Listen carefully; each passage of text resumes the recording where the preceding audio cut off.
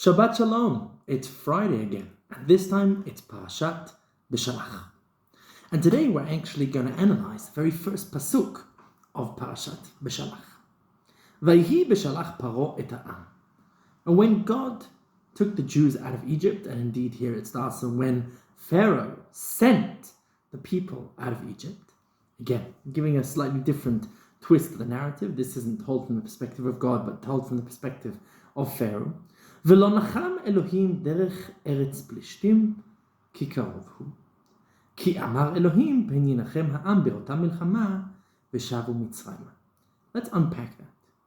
ולא נחם אלוהים דרך ארץ פלישתים.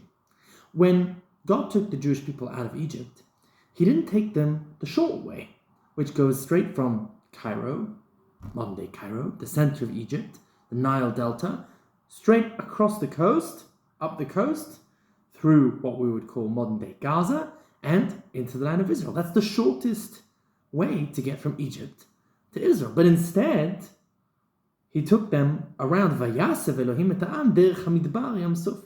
He took them south in order to get north, instead of just going straight north. Why? Says the pasuk, Ki karov hu, even though it would be a closer way, Ki amar Elohim pen yinachem ha'am birotam milchama v'shavu mitzrayim. Because going up through that main coastal road would have come with a lot of battles, birotam milchama, when they saw war, v'shavu mitzrayim, and they would have returned to Egypt not being able to face the warfare involved. Now, here, I'd like to introduce a bit of archaeological evidence, which my teacher, Rav Yoel Ben Nun, writes about quite a lot. And this is what is going on that little strip of coast that goes up from Egypt all the way to the land of Israel. Today, it's known as the Sinai Desert. But in the ancient world, that was the main road that led from Mesopotamia, if you think about it, from Iraq, from the areas of Babylon, Assyria, that went over the Fertile Crescent, through Lebanon, down through Eretz, Canaan, the Canaanite lands, all the way down into Egypt. That was the spice route. That was the route that Joseph was taken down on when he was picked up in the middle of the land of Israel and taken down to be a slave in Egypt. That main road, in many ways, that coastal highway, was incredibly defended. And we find all sorts of remnants of fortifications and all sorts of different evidence in the Egyptian literature of what was going on that road. That road was heavily defended by two main groups. The first group were the Egyptians themselves. The Egyptians had all sorts of fortresses with the Egyptian army, with the Egyptian chariots and horses and soldiers, all standing guard, basically stopping any sort of invasion force from the north. And secondly, slightly beyond the Egyptian lines, you had this whole no man's land, which was called Eretz Pelishtim, which was the land of the Philistines. Now here we should take a second to talk about who are the said Philistines. The Philistines, or as they're known in the Tanakh, the Pelishtim, were a group of sea people that came in from the Mediterranean, probably from the slightly eastern Greek islands and islands such as Crete, and they, due to all sorts of different episodes that happened in ancient history, there's a lot to talk about, the fall, the end of the Bronze Age and so forth, but they basically escaped and invaded the Mediterranean coastline, the East Mediterranean coastline, what we call the Middle East. And they tried to settle on all of the coastline, including in Egypt. We have all sorts of different evidence of major sea battles being fought between the Egyptian pharaohs and these sea peoples that tried to come in. And a lot of them managed to settle in different waves, different periods of history, different groups of them. The Pelishtim that Avram Avinu had to deal with, that Abraham was dealing with, not the same Pelishtim that the Jewish people dealt with throughout the rest of Tanakh. But nonetheless, these are waves of, many ways you could call them, Greek Vikings that kind of land on the coastline and try and settle in that area, which we now call the Gaza envelope, the area of Pelishtim, that whole area of, we know, ancient Pelishti towns such as Ashkelon, Ashdod, Gaza, and the like. These are all the main areas where the Pelishtim settled. Now, these Pelishtim were mercenaries in a way. They didn't actually have any loyalty to anyone. They fought against the Egyptians, they fought against the Canaanites, they fought against the Jews, they fought against all the different peoples. And different periods of time, these mercenary Pelishtim actually joined forces and served the Egyptian empire. And we see here, Eretz Pelishtim, in this period of history, was all under the control of the Egyptians. And in order to get to the land of Israel, or to get into the land of Egypt, that whole coastal highway, you had to cross through both the Egyptian army and their mercenary armies of the Pelishtim.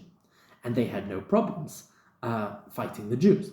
So in order for the Jews not to have to, in many ways, kind of fight their way into the land of Israel immediately, going through Egyptian lines and Pelishtim lines to get into the land of Israel, Hashem took them around and took them through the desert, and then they came in from the side, which was a lot easier, and they kind of escaped that whole nightmare highway full of Pelishtim and Egyptian soldiers. What's going on here? So, Rav Yoel ben Nun, my teacher, says the following. If the Jewish people were to go up through the Egyptian lines, there are two options. Either they fight every single fortress, every single Egyptian soldier, every single Pelishtim fortress, every single Pelishtim soldier, and that would have been an incredibly traumatic opening shot to the story of the Jews, as it says in the Pasuk, they might have just given up on the whole endeavor. Or alternatively, as we saw, Pharaoh told the Jews to leave. Maybe they would have left under Pharaoh's protection. In many ways, they passed by the Egyptian fortress and they salute to the Egyptian commander and show the letter from Pharaoh saying, we have permission to leave. And same with the Philistines as well. But in that case, they would be leaving under the protection, under the auspices of Pharaoh. They would be leaving not really as independent Jews, as a nation to itself, with no connections, no loyalties in the ancient geopolitical sphere, completely free, able to worship God on their own terms, but they would basically have still kind of stayed under the Egyptian hegemony of the area. And God said, no, we're not doing either of those plans, because the Jewish people can't take a tragic war, which would have really decimated them, and the Jewish people cannot take being still under the Egyptian boot. They need to be free. They need to be free. And indeed, we see that by taking, instead of going north, going up, by taking the route to the east and going south through the desert, that caused Pharaoh to chase after them and to have the whole showdown, which we see later on in the Parashat, of the Red Sea, the splitting of the Red Sea, and the chaos of the Egyptian army being destroyed, and the Jewish people seeing their Egyptian masters dead. There is no more, that no one is coming for them anymore. That was only possible by taking them not on the main route, but on the alternative route. I feel that this week, this really resonates with me. Throughout Jewish history, we've always had to toe the line between independence, creating our own fate, and being under the auspices and protection of someone else. And as much as we would love to be in a vacuum, in a world where we basically can be our own agents and not under anyone's protection, I think if we look back at Jewish history, look back at biblical history, the Jewish people are always stuck in the crosshairs between the two major powers of the world, no matter what they will be. In the ancient world, it was Mesopotamia, Iraq, Babylon, and Egypt. And where is the connecting piece between the two, where either of them want to conquer the other or fight against the other? It's always going to happen in that middle strip, in the land of Israel. That is the meeting point between East and West. And even today, the meeting point between East and West very often goes to Israel. The very first thing that both the Soviet Union and America voted on the same side after World War II was the creation of the State of Israel in the UN resolution. These are we are very often in the center, in the eye of the geopolitical storm. And as a result, we will always be trying to kind of balance these two powers. We see that King Solomon married the daughter of Pharaoh, trying to kind of create an alliance down there. We see, on the other hand, different periods, different kings made alliances with the Assyrians against the Egyptians, or with the Egyptians against the Assyrians. The Jewish people are always trying to find their middle ground.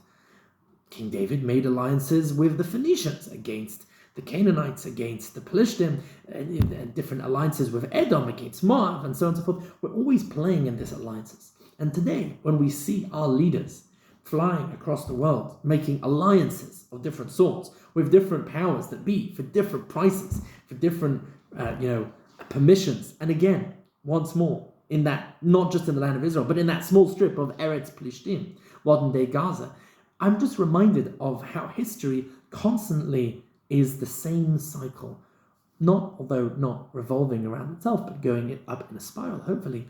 And I'm just reminded of the difference that we face today from this pasuk.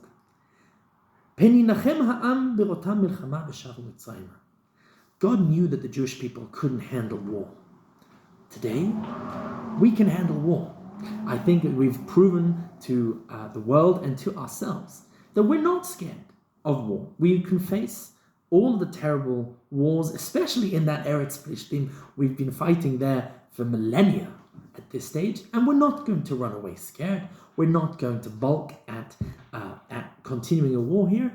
And Baruch Hashem, today, when we're facing off with the pharaohs of today, whether they're on our side this week or not on our side, the different leaders of the world, I think we're standing in a much more secure position. We're not, in many ways, under anyone's kind of empire, but we might be allied with them in different alliances and so on and so forth. This conversation continues. So, Bezrat Hashem, I wish us all a week of peace, of news of peace and of calm. Not that we're scared of war, but we very often like shalom in our immediate times. And I hope that it all works out for the best. Bezrat Hashem, I have started a small little stretch of miluim, of reserve service, and to be discussed in the future, Bezrat Hashem, and wishing you all a Shabbat Shalom, and may we have a peaceful and happy week. Shabbat Tov, Shabbat Shalom.